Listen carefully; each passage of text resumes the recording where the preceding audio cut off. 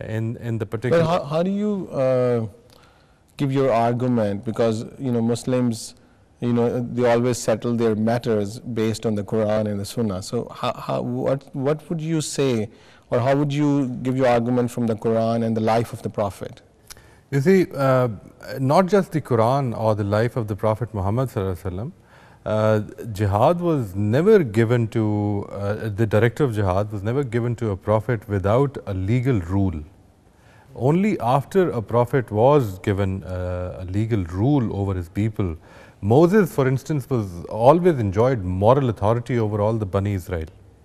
But he was never allowed to declare jihad against the Pharaoh. And the first directive that we see given to Moses and the Israelites regarding foreign aggression is only after they've come out of Egypt and established a rule in the desert. Likewise, when the Prophet ﷺ was facing persecution, when his followers were facing persecution in Mecca, they were never allowed to take any sort of an aggressive action, even retaliation.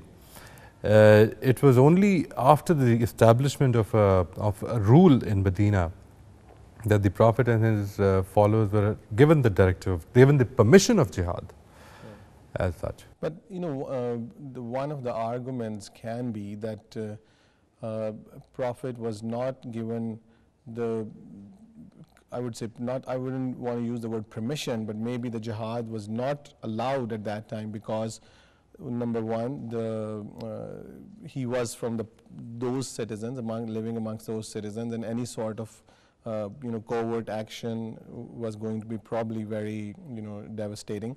And on the same note, he never had the strength to match the strength of those people. So had he achieved that, you think still he was not going to be allowed? You see, in Badr, from a layman, from a common person's perspective, the fighting at Badr was also out of proportion. So I don't think, and it was an aggressive fight.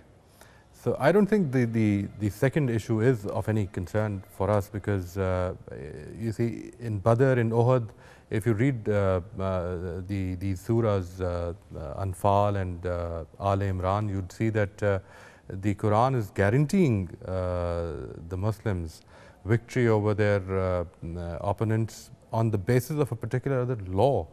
It's a divine law that the messengers and their followers are not going to, they are going to be victorious, and their opponents are going to be destroyed.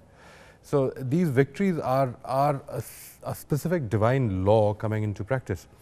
As far as the first point is concerned, that the action, because the Prophet was living within those people, an action would have been devastating. That is precisely what we are saying.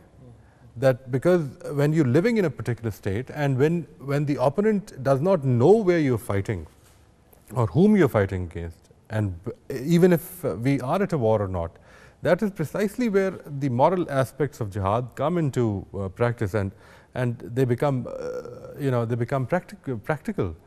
That we cannot declare a war unless our opponents know who we are.